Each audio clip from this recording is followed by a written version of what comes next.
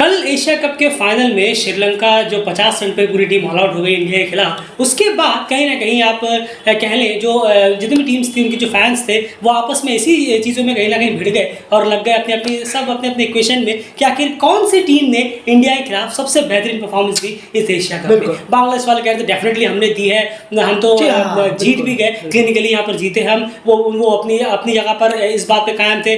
नेपाल की बात करें तो वो उनकी तरफ से स्टेटमेंट्स आया ज़्यादातर लोगों की तरफ से कि नहीं हमने सबसे बेहतर खेला। वहीं पर अगर हम देखें श्रीलंका पाकिस्तान की बात करें तो पहला मैच धुल गया था, उसमें कहीं ना कहीं कहने लगे। और फिर श्रीलंका वाले जो 213 पे इंडिया को ऑल आउट कर दिया, उसमें उन्होंने कहा कि नहीं हमने बेहतर खेला, एक मैच में हुआ लेकिन उसके अलावा भी हमने इंडिया के खिलाफ बेहतर खेला। तो सबके अपने अपने दावे हैं, अपनी अपनी चीज़ें हैं कि चारों टीम ने किसने बेहतर खेला।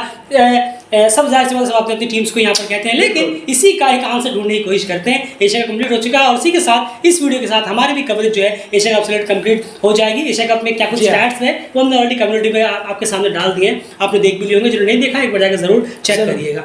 फाइनल की पोस्ट में एनालिसिस भी डाल दी थी, जाकर जरूर चेक करिए। चलिए इसका आंसर ढूंढने की कोशिश करते हैं कुछ फैक्ट्स वगैरह के साथ। तो सबसे पहले यहाँ अगर हम बात करें, देखिए इसके 3 पहलू होंगे, एक बैटिंग के थ्रू, एक बॉलिंग के थ्रू और एक ओवरऑल अगर हम देखें बड़ी ओवरऑल पिक्चर अगर हम देखें बैटिंग बॉलिंग फील्डिंग सब मिलाकर तो इसके थ्रू। तो सबसे पहले यहाँ अगर हम बात करें बैटिंग से रिलेटेड, अगर हम बैटिंग से रिलेटेड देखें तो क्या बांग्लादेश ने बेहतर किया क्योंकि वो तो 260 अब पहुंच गए थे, 65 पहुंच गए थे। क्या नेपाल ने बेहतर किया 231 पर पहुंच गए थे, या फिर श्रीलंका और पाकिस्तान ने यहाँ पर बेहतर किया जो बेहतर ओवरऑल तो लग बिल्कुल भी नहीं रहा है। लेकिन बैटिंग के लिहाज से अगर हम देखें तो चारों टीम्स में आपको क्या लगता है सबसे खराब से शुरुआत करते हैं फिर सबसे बेहतर पे चलेंगे।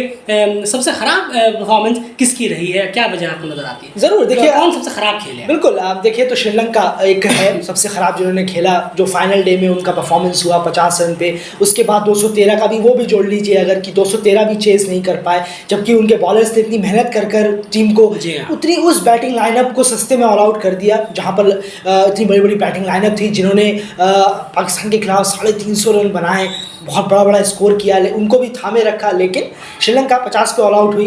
तो ये सबसे पुअर परफॉर्मेंस अगर हम बैटिंग की तरफ से देखें किसी भी टीम का इंडिया के खिलाफ। बिल्कुल, और आपको ये चीज़ भी गौर करनी होगी कि क्या इंडिया के उस वक्त प्राइम बॉलर्स थे या नहीं। जी हाँ, ये चीज़ भी पैरामीटर बहुत इंपॉर्टेंट है कि श्रीलंका जब मैच खेल रहा था इंडिया के खिलाफ तो क्या इंडिया के प्राइम बॉलर्स थे? जी हाँ बिल्कुल थे। अगर बात करें बुमराह, सिराज, हार्दिक, कुलदीप, जडेजा और वाशिंगटन सुंदर, उनको आप एक्सक्लूड करिए, ये 5 जो मोटे मोटे तौर पर ये मेन बॉलर्स उनके थे, बिल्कुल थे। और उनके रहते हुए श्रीलंका का परफॉर्मेंस खराब रहा है दोनों ही मैचों में। अगर हम कहें चाहे ग्रुप स्टेज का मैच हो, सुपर 4 का, या फिर अगर हम बात करें फाइनल का कल के डे की अगर हम बात करें, तो सबसे खराब परफॉर्मेंस बैटिंग में अगर किसी टीम ने दी है इंडिया के खिलाफ तो वो है श्रीलंका। इसके बाद अगर वो एक पायदान ऊपर चले तो आ जाती है पाकिस्तान। जी हाँ, पाकिस्तान को एक मैच में बैटिंग करने का मौका मिला नहीं था, लेकिन दूसरे मैच में उन्हें जरूर मिला। भारी भरकम 350 से प्लस का करीब टारगेट था, लेकिन करीब भी पहुंचते तो चलिए बेहतर होता। ऐसे नहीं कि जीते तो इसमें हम अच्छे इमेज गिरा जाता, लेकिन अब करीब पहुंचते, लेकिन करीब दूर की बात। और द बिगेस्ट हिस्ट्री में विंस रही है इंडिया की, वो जब उन्होंने 200 प्लस के रन से उस मैच को जीते। 128 रन पर पूरी टीम ऑल आउट हो गई और सिर्फ 32 ओवर बैटिंग कर पाई। अब यहाँ पे भी जानना जरूरी है क्या इंडिया के बॉलर प्राइम बॉलर्स उस मैच में थे? जी हाँ बिल्कुल थे।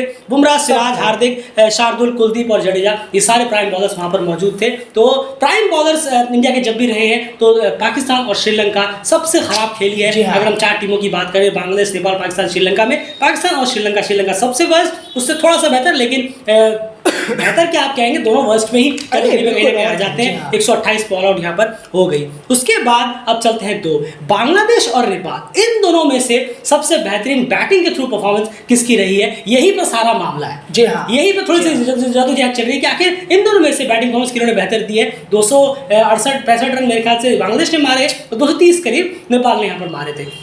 तो यहाँ पर अगर हम देखना चाहें बांग्लादेश के बारे में आप क्या कहेंगे? 265 उन्होंने मारे थे और 50 ओवर भी शायद पूरी बैटिंग उन्होंने की थी, और उनका परफॉर्मेंस आप क्या कहेंगे कि इंडिया के खिलाफ किस तरह का रहा है, किस तरह से आंक रहे हैं आप उस परफॉर्मेंस को? नहीं जरूर देखिए, यहाँ पर कहना होगा कि वहाँ कुलदीप यादव भी नहीं थे, सिराज नहीं थे, बुमराह नहीं थे, वहाँ हार्दिक भी नहीं थे उस वक्त। तो बचा ही क्या है बॉलिंग में? जब मेन कोर बॉलर से आपकी तैयारी होती है, जो दूसरी टीमें हारी हैं, जो अपनी बुरी तरह स्कोर उन्होंने नहीं किया, फेल हो गए, तो वो उस बॉलिंग लाइनअप के खिलाफ, जो बॉलिंग लाइनअप उनके सामने दूसरी थी, जिसमें बुमराह, सिराज, कुलदीप यादव, इंडिया का वर्ल्ड कप में भी प्राइम बॉलिंग कैटेगरी रहेगी। बिल्कुल सही कहा आपने। तो और प्लेयर ऑफ द सीरीज भी उस पे नहीं थे, हम बात कर रहे हैं कुलदीप यादव, तो वो नहीं है तो आप काम आसान बन जाता है। अगर ये बॉलर्स नेपाल के खिलाफ भी होते तो हम शायद 280-85 का स्कोर देख रहे होते। अगर ये बॉलर्स होते नेपाल के सामने, जी हाँ, प्रसिद्ध कृष्णन और ये सब की बात कर रहे हैं हम, जी हाँ बिल्कुल, और एग्जैक्टली ये स्कोर वहाँ हो रहा होता। लेकिन वहाँ पर भी अलग बॉलर्स थे, बात ज़रूर करेंगे, लेकिन बांग्लादेश के खिलाफ बॉलर्स वो नहीं है जो बॉलर्स होने चाहिए थे। तो आप बिल्कुल यहाँ पर कंपेयर नहीं कर सकते कि पाकिस्तान के खिलाफ क्या हुआ, श्रीलंका के खिलाफ जो हुआ, क्या ये बांग्लादेश ने बहुत अच्छा क्रिकेट खेला होता तो बांग्लादेश फाइनल में हो रहा होता, ना कि सिर्फ एक जीत लेकर वो इतने खुश हो रहे होते। ये बिल्कुल नहीं है। तो बैटिंग के लिहाज से देखें तो बॉलिंग अगर वैसी होती सेम जो इंडिया ने टूर्नामेंट में खिलाई थी तब हम कंपेयर कर सकते। बिल्कुल, तो बांग्लादेश के यहाँ पर कंपैरिजन इसी वजह से नहीं हो सकता क्योंकि उनके सामने प्राइम बॉलर्स इंडिया के नहीं थे। वो जो 4 प्राइम बॉलर्स हैं उनमें से एक भी इस मैच में मौजूद नहीं था। इसमें बांग्लादेश की कोई गलती नहीं है, लेकिन डेफिनेटली वो बॉलर्स उस मैच में थे नहीं, तो कंपैरिजन कहीं ना कहीं से भी बनता नहीं है। हम ये नहीं कहना चाह रहे कि बांग्लादेश उन बॉलर्स के खिलाफ नहीं कर पाता, क्या पता कर लेता, क्या पता नहीं कर पाता, इससे बुरे हालात होते, पाकिस्तान से हालात होते, इसलिए कंपैरिजन बांग्लादेश के यहाँ पर नहीं हो सकता क्योंकि प्राइम बॉलर्स नहीं थे। अब बारी आ जाती है नेपाल की। तो क्या नेपाल ने सबसे बेहतर बैटिंग की है इंडिया के खिलाफ इस एशिया कप में? चलिए जानने की कोशिश करते हैं। सबसे पहले तो आपको बता दें, बुमराह के अलावा फुल फ्लेज प्राइम बॉलिंग पूरी, जी हाँ, बुमराह जो है इंडिया आए हुए थे, जो रीजंस आपको पता है। उसके अलावा फुल फ्लेज पूरी बॉलिंग थी। समी थे, सिराज थे, हार्दिक, शार्दुल, जडेजा और कुलदीप यादव जो प्लेयर ऑफ द सीरीज मुझे मिला वो भी थे। जो फाइनल में मैन ऑफ द मैच बने इंडिया के लिए वो भी इस मैच में मौजूद थे। और बीच में जो हार्दिक पांड्या जिन्होंने पाकिस्तान के खिलाफ बेहतरीन बॉलिंग कराई सेकंड मैच, श्रीलंका के खिलाफ भी, वो भी इस मैच में मौजूद थे। उसके बावजूद भी, और आपको एक चीज, ये एक पैरामीटर हो गया। दूसरा पैरामीटर कि आपको ये भी ध्यान रखना है कि ये पहली बार टीम खेलने आई है। बिल्कुल, ये लड़के इससे पहले इन बॉल्स में खेले नहीं थे और ये लड़के इस ऑपोनेंट के खिलाफ ही नहीं खेले थे इंटरनेशनल क्रिकेट की अगर हम बात करें तो। ये चीज़ भी आपको ये पैरामीटर रखना होगा और साथ साथ में आपको ये पैरामीटर रखना होगा कि प्राइम बॉलर्स भी थे, पहली बार खेल रहे हैं, एक बड़ा प्लेटफॉर्म है। और सबसे बड़ी बात, एक और चीज़ आपको इसमें डालनी होगी। आप सोच रहे हैं आप कितना पैरामीटर डालेंगे, डालना होगा क्योंकि सच्चाई वही है। आपको ये भी डालना होगा कि उससे पिछले मैच में उन्हें एक बहुत ही बड़ी और करारी हार मिली। बिल्कुल, आप चाहे कोई भी टीम क्यों ना हो, चाहे आप छोटी टीम हो, बड़ी टीम हो, आप छोटी बहुत बड़ी से खेल रहे हो, हारने पे इंसान थोड़ा सा डिमोटिवेट तो जरूर होता है, थोड़ा नहीं, ये आप मानेंगे। चाहे आप कितने ही बड़े प्लेटफॉर्म पे खेल रहे हो। ऐसा है, मान के चलिए कि युगांडा ऑस्ट्रेलिया से खेल रहा है, ठीक है, मान लिया हार गए तो कोई बड़ी बात, युगांडा में नहीं कोई बात नहीं, तो हमारे लर्निंग फेस है। लेकिन कहीं ना कहीं एक दिन तक तो वो भी डिमोटिवेट रहते हैं जरूर कि हम हारे तो हैं, भले ही हम बड़ी टीम से हारे, लेकिन हारे तो है ना। तो वही चीज़, इतनी करारी हार उन्हें मिली थी, 104 में पूरी टीम ऑल आउट हो गई थी, एक बड़ी हार मिली। बॉलर्स को काफ़ी फ्रस्ट्रेटेड किया, फील्डिंग इतनी खराब रही, मेंटली काफ़ी ज़्यादा वो अगर आप कहें तो डिस्ट्रैक्टेड थे इस हार से। लेकिन उसके बावजूद भी इस तरह की परफॉर्मेंस आई, वो आउटस्टैंडिंग कमाल की थी। तो आपको क्रेडिट देना होगा। ये सारे पैरामीटर को भी उन्होंने टिक मार्क करते हुए उन्होंने 230 का आंकड़ा पार किया। ऑलमोस्ट 50 ओवर कंप्लीट हो गए थे, शायद मेरे ख्याल से 6-7 बॉलें बची थी। जी हाँ, 1.4 10 बॉलें बची थी, बस 10 बॉलों की बात थी, 50 ओवर पूरे यहाँ पर कंप्लीट हो जाते, जो कि बहुत ही बेहतरीन है। इंडिया के खिलाफ एसोसिएट का वो सारे रिकॉर्ड तोड़ने वाला परफॉर्मेंस था ही। एक चीज़, अब इसमें और स्टैट्स पे आ जाते हैं। चलिए स्टैट्स का ही गेम अगर हम बात कर रहे हैं, यहाँ सबसे ज़्यादा ओवर भी खेले इन्होंने। पाकिस्तान ने सिर्फ 32 ओवर खेले थे और श्रीलंका ने तो खैर छोड़ी 16। हाँ बिल्कुल सही। अब हम बात करते हैं यहाँ पर रन्स के लिहाज से भी देखें तो 230 रन पहुंचे।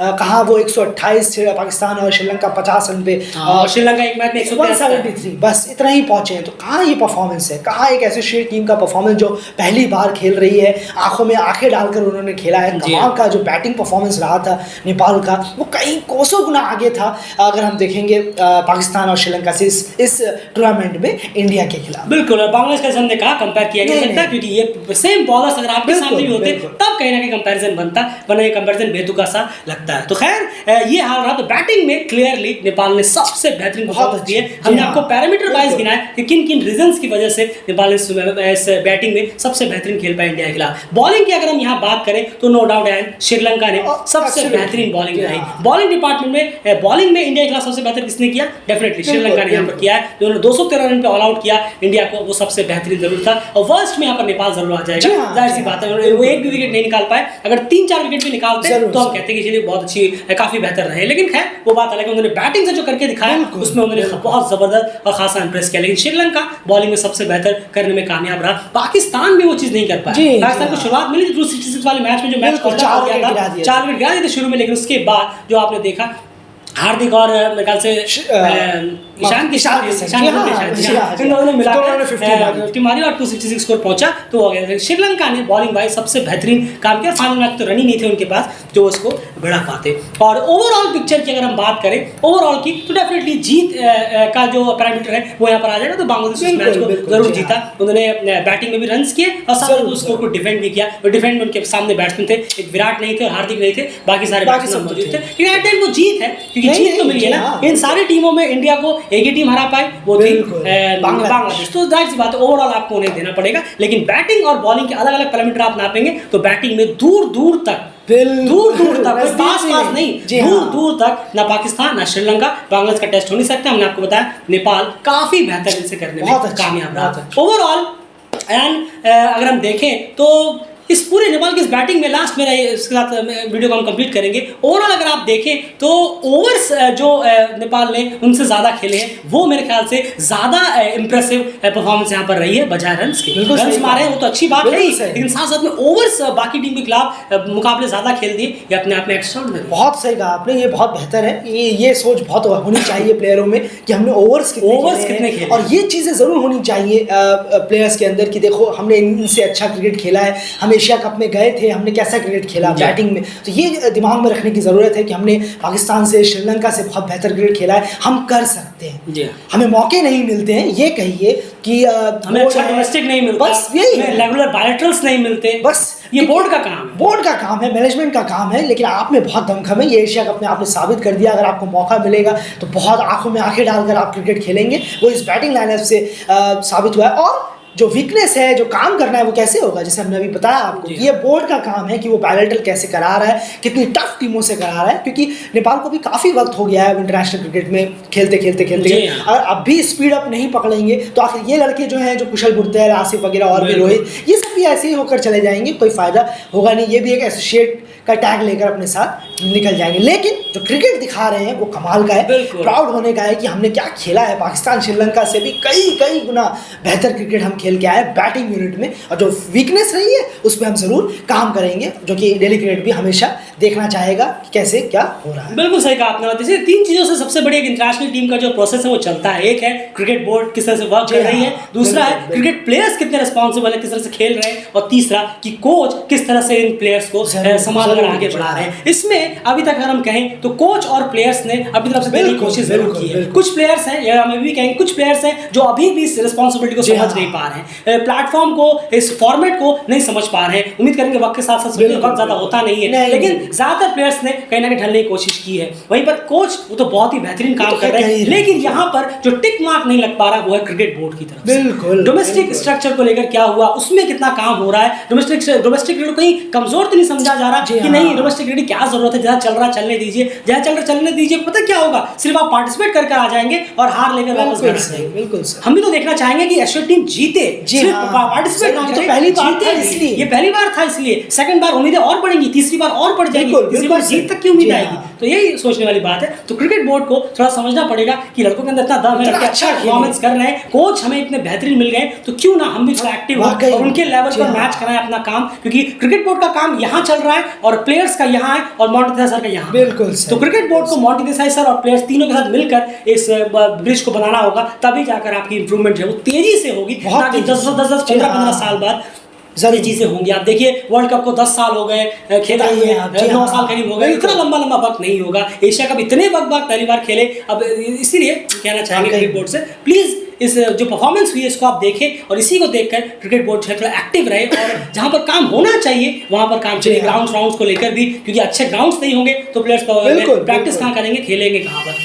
टीयू के अलावा बाकी में भी काम जरूर होना चाहिए। फिलहाल इस वीडियो में इतना ही। तो क्लियरली है कि नेपाल से बेहतर दूर दूर तक बैटिंग परफॉर्मेंस किसी ने नहीं दी इंडिया के खिलाफ। बॉलिंग में श्रीलंका से बेहतर किसी ने बॉलिंग परफॉर्मेंस यहाँ पर नहीं दी। ओवरऑल जाहिर सी बात है बांग्लादेश जीता तो बांग्लादेश को जीत जाएगा। तो ओवरऑल एक जीत, इकलौती टीम बनी जिन्होंने इंडिया को इस एशिया कप में मात दी। फिलहाल इस वीडियो में इतना है। आपकी क्या राय है इस पे कमेंट बॉक्स में जरूर रखिए। आपके हिसाब से क्या कुछ रहा है जरूर कमेंट बॉक्स में राय रखिए। बाय।